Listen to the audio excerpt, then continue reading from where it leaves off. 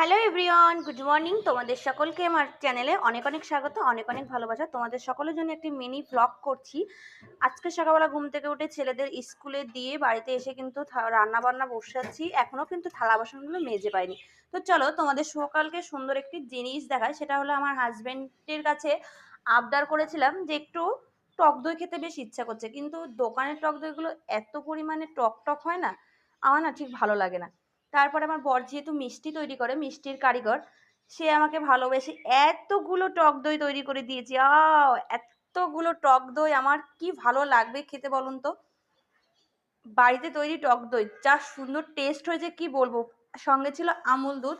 এই দেখো, এখন আমি কিন্তু রান্না বসিয়েছি, এখানে মসুরির ডাল বসিয়েছি, আলু সিদ্ধ দেবো, আর ছিল রিঠে মাছ। রিঠে মাছটা কিনে নিয়ে এসেছিলাম আমি। ওয়াও, দইটা কিন্তু